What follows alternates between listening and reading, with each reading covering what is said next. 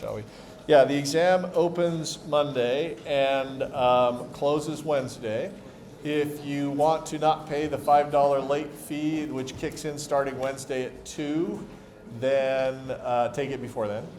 The exam will cover all through Chapter 7, but will not cover elimination reactions from Chapter 8, which we're going to start in on that's easy for me to say, elimination reactions today, a little bit towards the end, and we'll continue that on Monday, but Chapter 8 elimination reactions won't be on the exam. Another thing I accidentally disclosed without knowing that I disclosed it, so now I'm going to tell you so you can be the beneficiaries instead of just the one person who asked. Somebody was asking, is stuff about tastes and smells going to be on the exam? And I thought to myself, didn't I already ask about that on the first exam? And the answer was no, and then I was like, oh, well then I forgot to put it on this exam. So that being said, it is important. Will probably show up on the final. It's not that hard. I don't want you to know that this ester smells like banana and this ester smells like an apple, just that esters smell fruity. I mean, I just want you to know a little bit about the world around you. Anyway, I don't think I have any more to disclose. Oh, it's 25 questions. Point values vary, so they're written by each question. Pay attention. And then there are some select all that apply, and I'll talk about that actually as we get going on examples. Okay. Let's see. Yes? Will you need a calculator? No. If you can do addition and subtraction by hand, then you're good. Okay, let's see. So you're like, so what if I can't? All right. Then go watch a Khan Academy video about how to do addition and subtraction by hand and you'll be good. Or estimate. All right. So we have been talking about SN2 versus SN1 mechanisms, two distinct mechanisms for substitution reactions. We have said that good nucleophiles don't have to wait for the leaving group to leave. They will attack first if they can. We've seen that weak nucleophiles have to wait for the leaving group to leave if it even can. We've seen that SN1 is fast for methyl and primary leaving groups. It gets slower for secondary, and then for tertiary, it's sterically hindered. So there's no SN2 at tertiary carbons. You've seen that SN1, the relative rates are exactly opposite. We don't do SN1 at a primary carbocation, or at a primary leaving group, because the carbocation is too unstable, but we can do SN1 at secondary or tertiary carbons because the carbocations that form are decently stable. I put an asterisk on here to remind me to tell you about what happens when resonance can be involved. So we're going to talk about that today, and I'll try to make that point a little bit later. Just to review, if you know a reaction is SN2, then you need to show stereochemical inversion if the leaving group was at a stereocenter. So for example, for this secondary alkyl halide, where SN2 is slower but possible, and with this nucleophile, which we identified last time as being a good nucleophile, isn't going to wait for the leaving group to leave if it's at all possible, then the nucleophile attacks from the backside, the leaving group leaves, and you get just this product. If you forget that the reaction mechanism is SN2 and instead think it's SN1, you would probably choose A and B. If you're very confused about what these reactions are, you might even be tempted to hedge your bets and also include C or D. But of course, that stereocenter isn't even involved in the reaction, so it shouldn't change at all. Now, here's the insidious part. I told you I am evil, but I disclose my evilness. It's called monologuing, and it's what gets Dr. Doofenshmirtz in trouble all the time. You gotta explain to your nemesis what's going to happen. I'm on your team. I'm not actually your nemesis, all right? But anyway, on a question like this, I'm going to give you the instructions, select all that apply. Because I don't want to give you the clue that, oh, this is SN2, so there's only one answer. I'm going to say select all that apply, and then you will need to have the confidence to know that the reaction's SN2 and that you need only select one answer. Okay? So don't be deceived. Yes? If the nucleophile has a negative charge, is that generally a good sign that it might be SN2? Yes, if the alkyl halide is not tertiary. If the alkyl halide's tertiary, you can't do SN2. Yeah. Okay.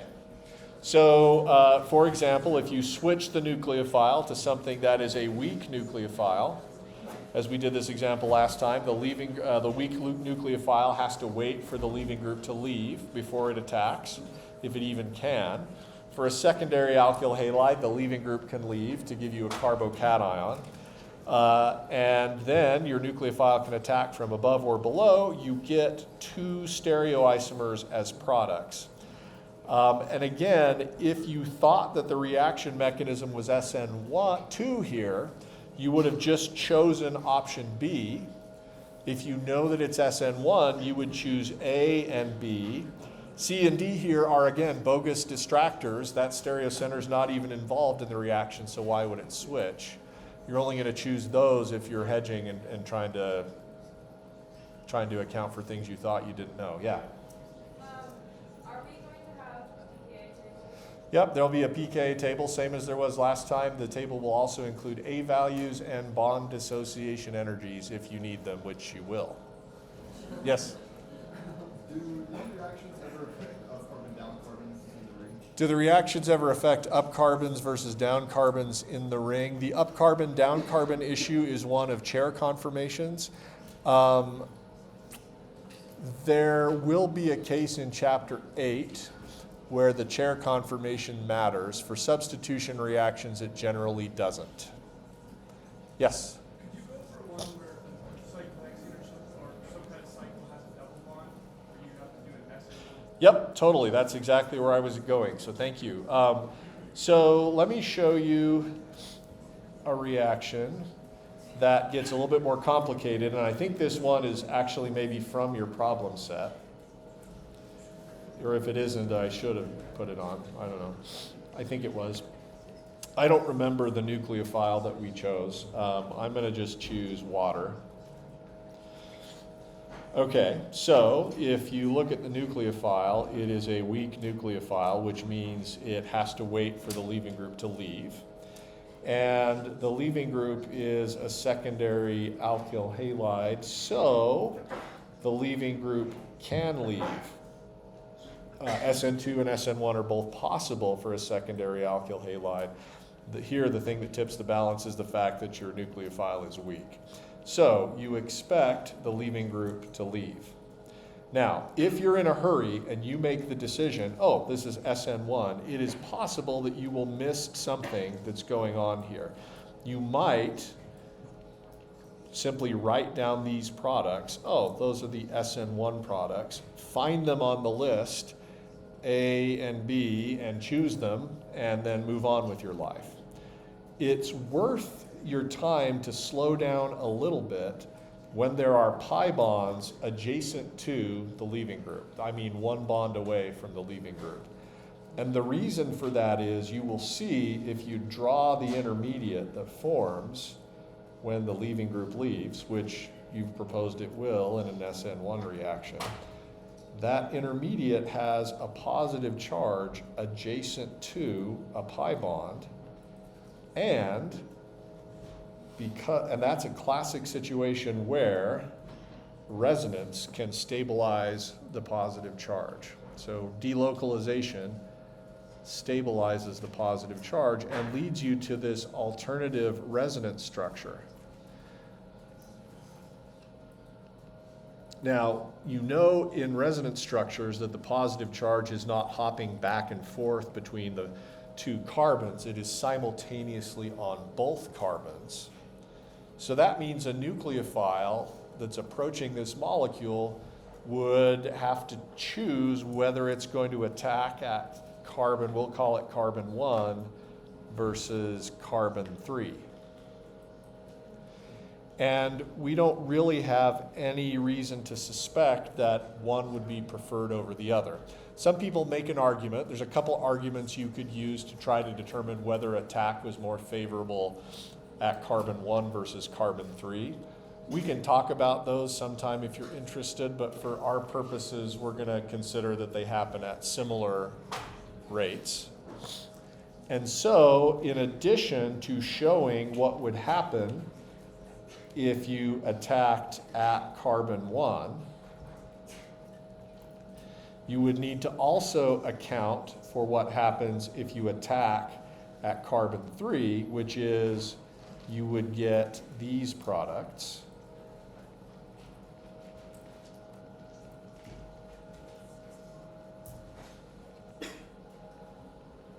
Okay, so if we attack at carbon 3, we get the two products shown here. Oh, that's a hydrogen, not a methyl group. There we go. If we attack at carbon 1, we get the two products shown here. Man, I'm having that thing where you gotta sneeze, but you can't. Ugh. Look at the light. There it is, yeah. Thank you, thank you. Maybe in a few minutes, maybe it takes a while. Okay, so if you were in a hurry, you might have only chosen these two options.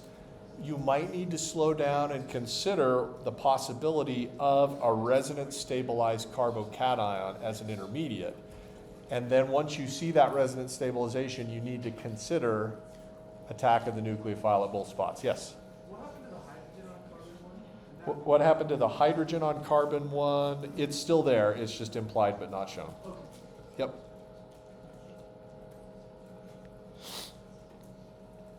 All right. Yes? Correct me if I'm wrong. So basically you list that file, but anything above 0, right? H2O, isn't that 16 metric? So a weak nucleophile is anything whose conjugate acid has a pKa less than 0. So the conjugate acid of water is H3O plus, whose pKa equals -2. So the pKa you're comparing is of the conjugate acid. Yep, go ahead. Just to answer this question, you answered maybe all four of these. That's right. Yeah, all four of them are products. I will just circle them, I guess. Yeah, you need all four of them. Of course, I'll give you partial credit if you only do two, but yeah, go ahead. So when the water comes in and it replaces the chloride, the like extra H gets tapped out. Yeah, that's, so where does the extra H go? And I will just show you briefly, I won't draw it for all of them, but I'll draw it for one of them. So that water attacks where the positive charge is. You get an intermediate that looks like this. I'm not going to draw the other enantiomer. I'm going to use a plus or minus here to indicate that the other enantiomer forms. There's a positive charge on the oxygen, and another molecule of water removes the proton. I would not have shown you this as an alternative product. I would simply have shown you this. Yeah. Okay. Now, let's just go ahead. Is there a limit to how many products you can have? Like, let's say if you had a resonance structure that could have multiple, Oh. would there be 6 or 8? That's a fun question. So what the question is what if there was another double bond in this molecule such that there were more resonance structures? And yes, you would consider products from wherever the positive charge could be, but you can be reassured I'm not going to do that to you on this particular test, or ever really, I think. Okay, let me just change the situation a little bit. Let's keep the same starting material. Oops, where was the CL? The CL was up. Let's keep the same starting material, but let's change the nucleophile to OH minus. Because this is a good nucleophile, and because this is a secondary alkyl halide where SN2 is okay, then the product here is only and exclusively backside attack on the carbon with the leaving group. to get this one only because the mechanism is SN2. So you can see how questions could be formatted to try to probe your understanding of SN2 versus E2.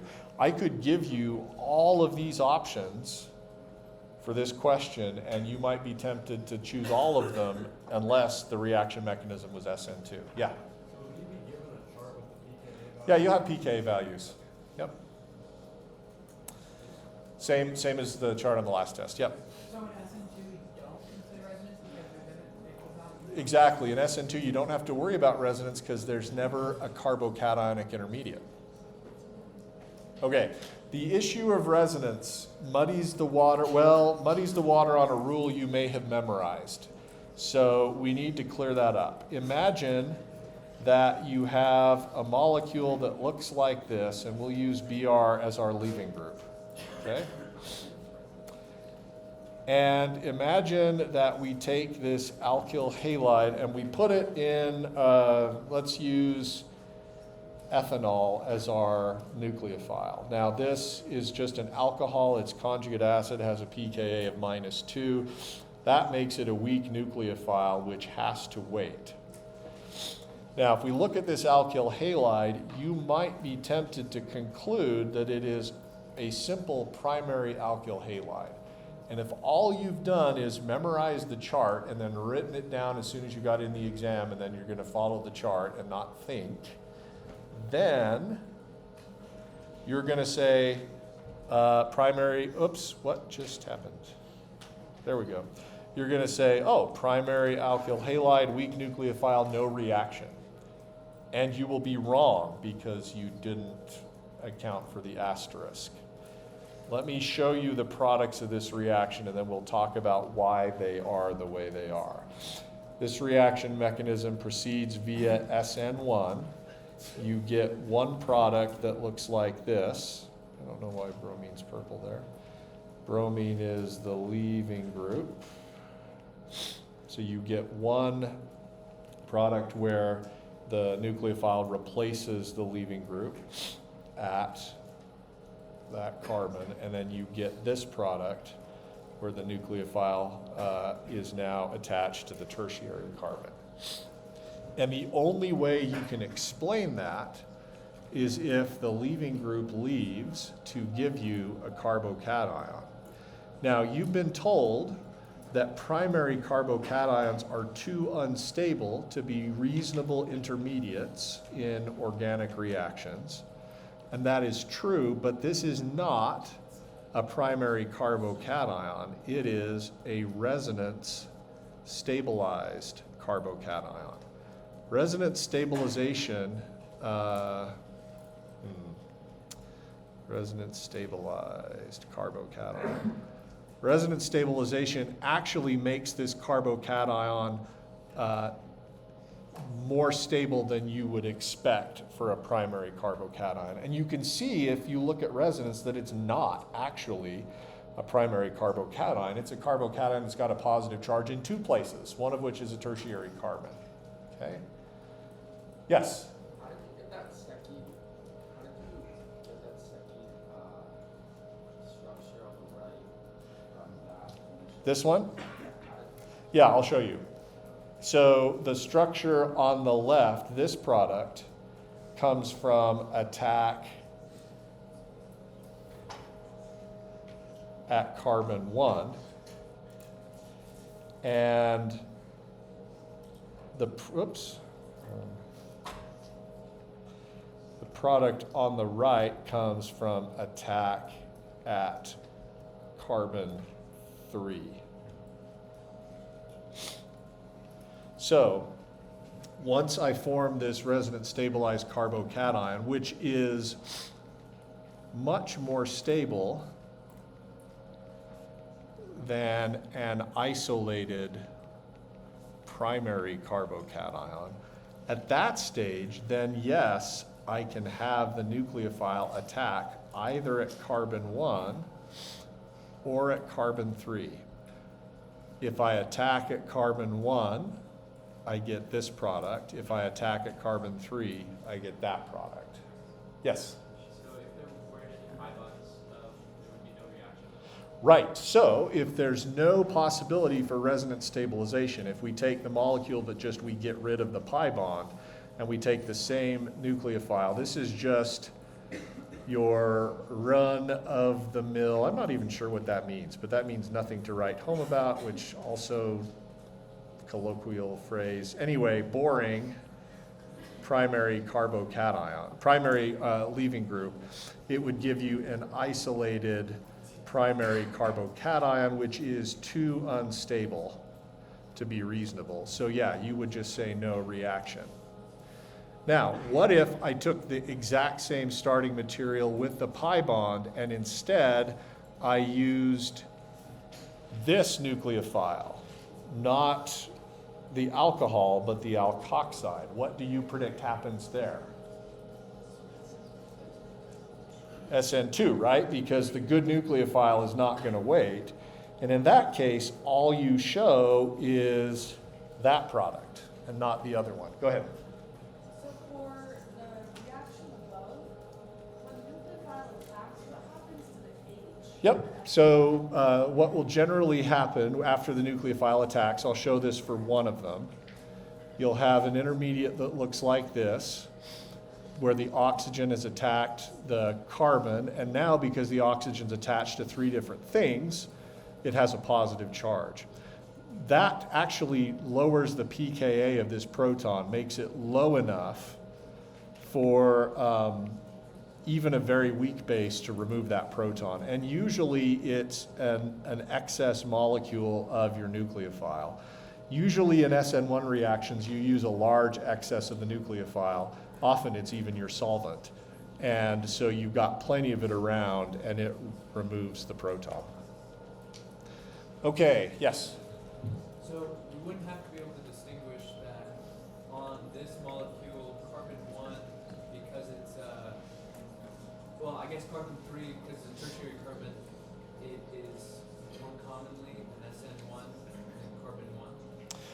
Okay, so your question is, I think your question is, would I need to worry about which of these forms in a greater amount? Yeah. Okay, yeah, and that's essentially, you could argue that perhaps this resonance structure is better than this one because the positive charge is on a tertiary carbon.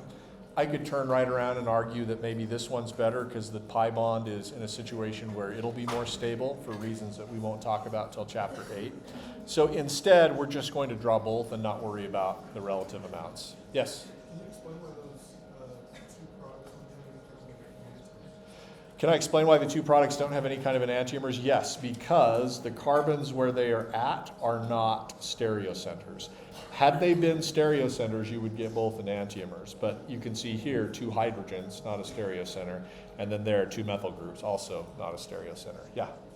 Going back to the hydrogen thing, will we need to be able to predict that going to be? So yeah, the question is, will you need to be able to predict that this happens?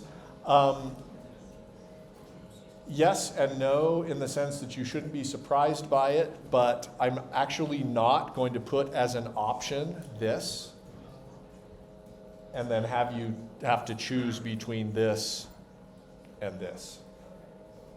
Yeah. In practice, it's just easier in organic chemistry to isolate and purify molecules that are neutral versus molecules that are charged. So even if this didn't happen, after the reaction, we would adjust the pH so that that proton would go, and then we would purify the neutral product. Yeah?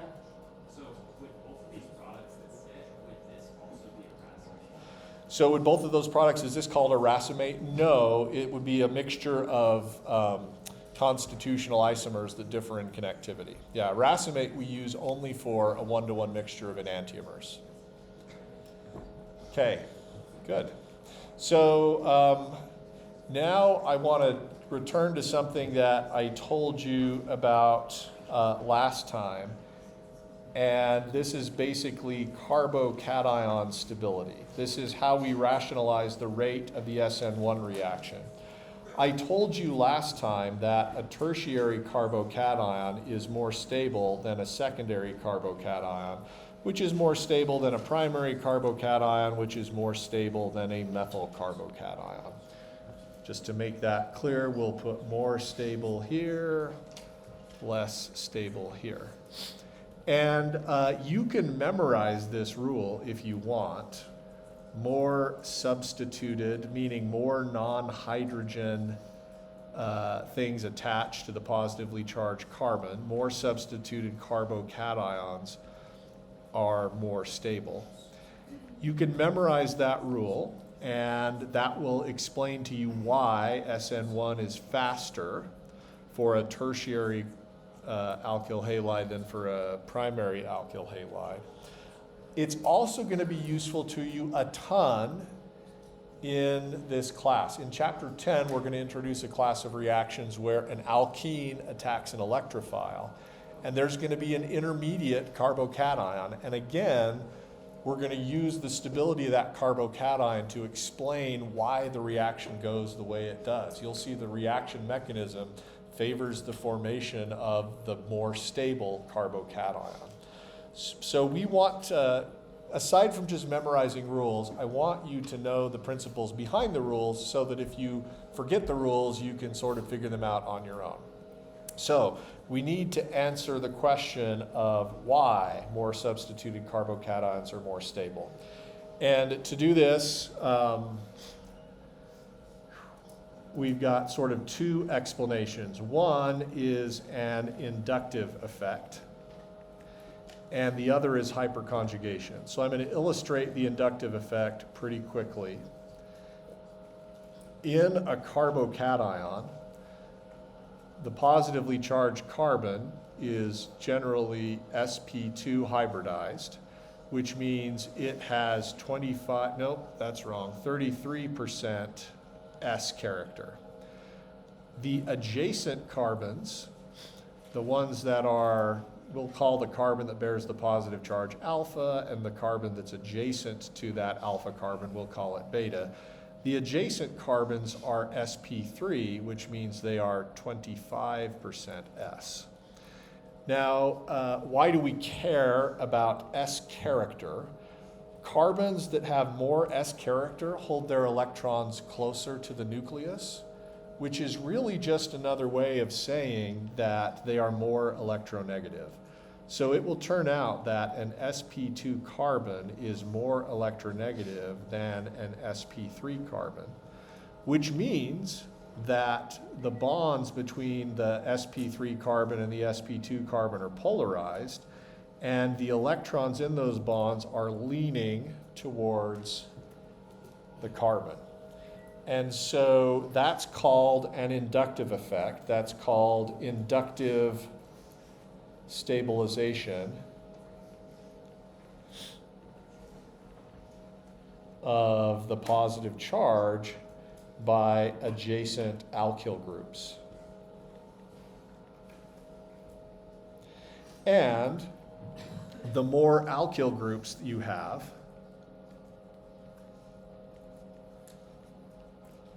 then the more you get this inductive stabilization.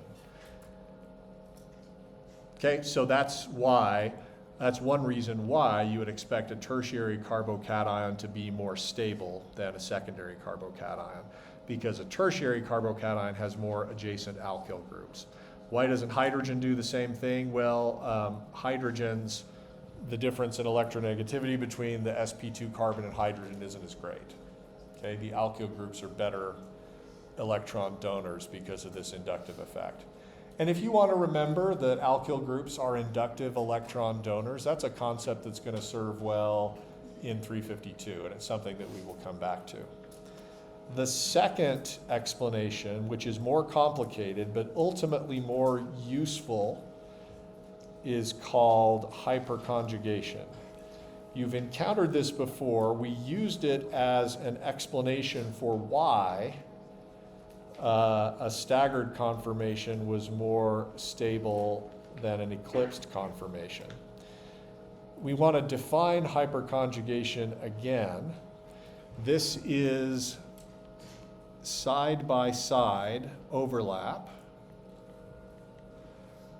of a filled orbital with an empty orbital. but the empty orbital has to be on an adjacent atom. So with an adjacent empty orbital. So side by side pi type overlap of a filled orbital with an adjacent empty orbital. So let me show you how this can happen. And we'll do this with just a simple carbocation. We'll just draw a primary carbocation. And we'll highlight the filled and the empty orbitals. So here is the positively charged carbon. Here is the adjacent CH3 group. We will draw the empty p orbital that's on the positively charged carbon. Unfortunately, Spartan doesn't have the ability to show me lumos of positively charged molecules unless I subscribe to something, which I didn't. So I will have to just draw and do my best, but we'll use the red and blue colors for the orbitals on Spartan, so it'll seem like we did it right. This is the empty p orbital that's on the positively charged carbon, which I'm calling the alpha carbon. This carbon is the beta carbon. All right, so that's the empty orbital. The filled orbital that we're going to consider is the adjacent carbon-hydrogen sigma bonding orbital, which looks like this. Okay, now if those two orbitals line up with the same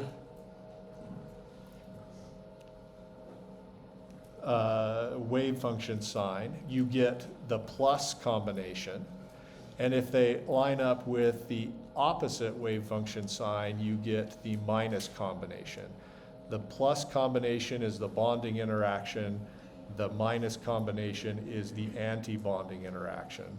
That anti-bonding orbital, the bonding or plus combination actually looks like this. If we wanted to sort of make a schematic, we would show the electrons in the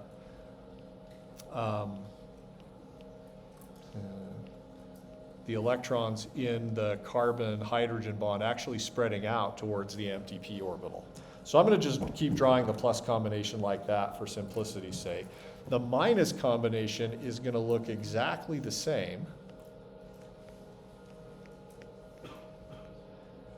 only there's going to be a node between the CH bond and the p orbital, like we've seen before for anti-bonding combinations. And so we're going to be, blue here and red here, okay? So that's hyperconjugation. Now, when a filled orbital overlaps with an empty orbital, we could do this on an energy diagram.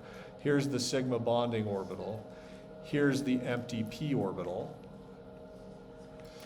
And on the y-axis, you've got energy. The plus combination is lower in energy than the original sigma bonding orbital, and the minus combination is higher in energy than the original p orbital. So this is the plus, this is the minus, this is the bonding combination, this is the anti-bonding combination. So up here, we would expect the electrons from the carbon-hydrogen sigma bond to end up a little lower in energy than where they used to be. And they're going to be spread out in space a little bit towards the empty orbital, and that's favorable. At the same time, the LUMO of the molecule spreads out onto the adjacent hydrogen. Some of it is actually on that nearby beta hydrogen. So that's the detailed explanation of hyperconjugation. If you don't like that and you want to just memorize some outcomes, the outcomes of hyperconjugation are the electrons in the filled orbital spread out toward the adjacent empty orbital, and spreading out of electrons is moving lower in energy. And then a second consequence is that the empty orbital spreads out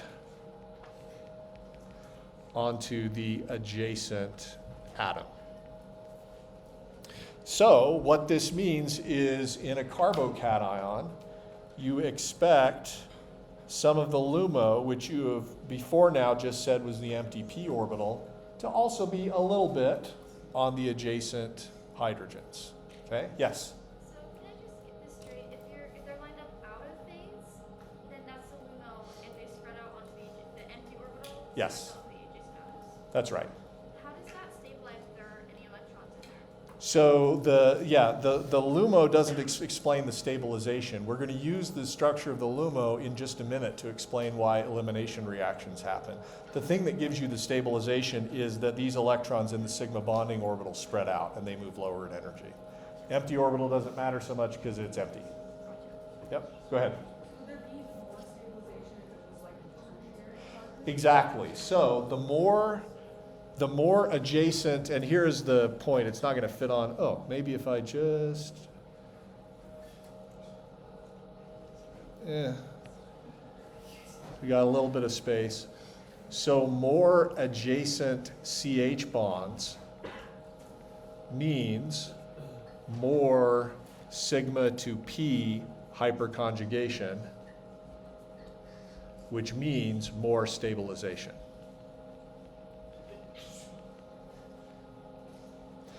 Essentially, what you're seeing through these two explanations is alkyl groups can donate electron density into electron-poor carbons, either via an inductive effect or by an orbital effect called hyperconjugation. And yes, you're seeing that the tertiary carbon is more stable because it has more inductive stabilization and more sigma to P hyperconjugation.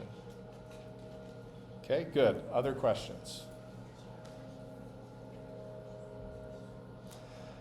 All right, so I want to deal just briefly with this question of leaving group ability.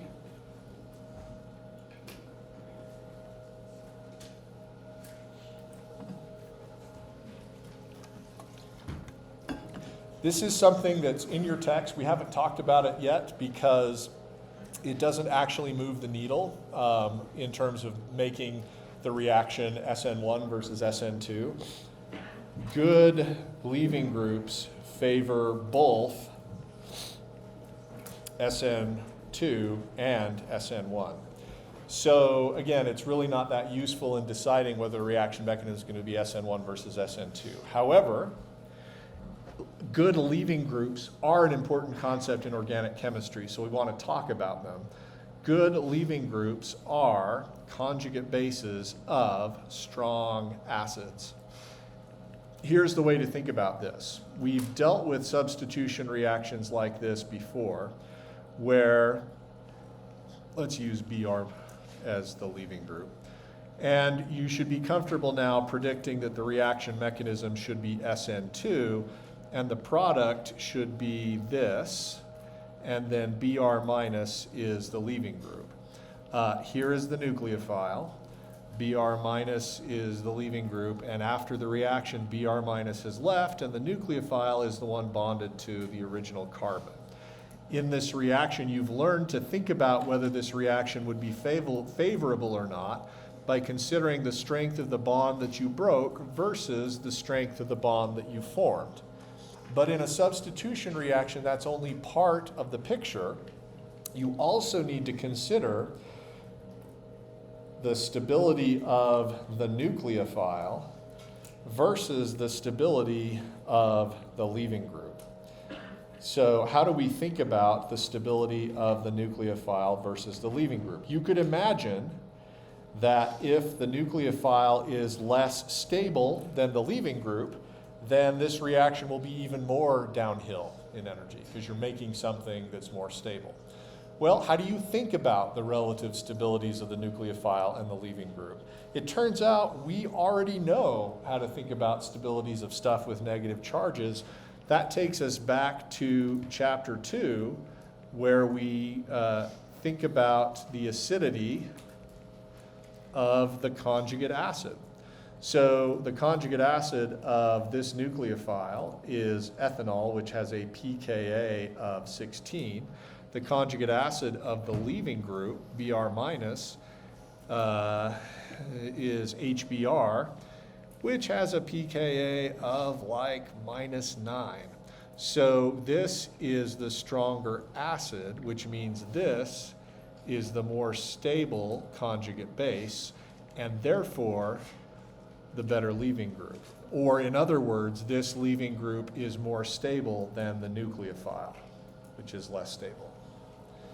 So, as I said, it's not, leaving group ability isn't going to help you decide between SN1 versus SN2. But having a mastery of leaving group ability is going to make 352 a lot easier for you, so you should get used to thinking about it. One comparison that I think maybe showed up in your problem set that we can talk about briefly is if we think about these different primary leaving group molecules, how do we rank them in terms of reactivity in an SN2 reaction? What would be highest? Iodide. Why? Because I- is the best leaving group. Why? Because its conjugate acid has a pKa of -11. And you could use the same trends to order them in this way. You will see that F- with a pKa of its conjugate acid whose pKa around is 4 is not a good leaving group. And so that's why you don't see any examples in chapter 7 of using fluorides, alkyl fluorides as SN2 electrophiles. The rule of thumb is good leaving groups have conjugate acids with pKa's that are less than 0. And it just so happens that that's also our cutoff between things that are weak nucleophiles versus strong nucleophiles. Okay, what I want to do now is I need like 3 or 4 minutes to set up something for chapter 8, and then I got some other things I want to tell you. So what I'm going to do is go back to this image of the LUMO for a carbocation, and we're going to answer the question, do elimination reactions compete with substitution reactions? What we've done so far is sort of the end of chapter 7, so what I'm going to tell you now is a preview of what we're going to be talking about next week. The SN1 intermediate, as you've seen, is this carbocation, but you've seen that the LUMO is in 2 places. The LUMO is on the alpha carbon and on the beta hydrogen. And you will see that if we attack on the alpha carbon, we get a substitution product. If we attack on the beta carbon, we get an elimination product. And the idea is that a nucleophile that's approaching is going to have a choice. Do I attack the LUMO at the alpha carbon or at the beta proton? And we'll learn how to deal with that question in chapter 8. That's going to involve us thinking about what the difference is between a nucleophile and a base. The SN2 starting material is a molecule with a leaving group on it, and I will just draw a simple one here. There's Br will be our leaving group. I will draw, this is the alpha carbon, this is the adjacent beta carbon. Hyperconjugation occurs in the SN2 starting material just as it did in the SN1 intermediate. In the SN1 intermediate, it was sigma to P hyperconjugation. In the SN2 starting material, it will be sigma to sigma star hyperconjugation. In other words, the LUMO of the SN2 starting material is the sigma star between carbon and bromine. You've seen that before, and it looks something like this. And just as an adjacent sigma bonding orbital combined with an empty p orbital in the carbocation for sigma to p hyperconjugation, So an adjacent bonding orbital, sigma CH bonding orbital, can hyperconjugate with the empty adjacent sigma star to give you the plus combination, which I won't draw. That's the one where the electrons are stabilized. And then the minus combination, which is the one where the LUMO spreads out onto the beta carbon. So this is happening not only in SN1 intermediates, but also in SN2 starting materials, where the LUMO, which you would have previously identified as being the sigma star, is both on the alpha carbon and the beta hydrogen. And again, if we attack the alpha hydrogen, we get a substitution product. If we attack alpha carbon, we get a substitution product. If we attack the beta hydrogen, we get an elimination product. So that's probably where I wanted to get to for today. That's your introduction. Next time we'll talk about what happens when you attack the beta hydrogen versus the alpha carbon. Okay, so now in my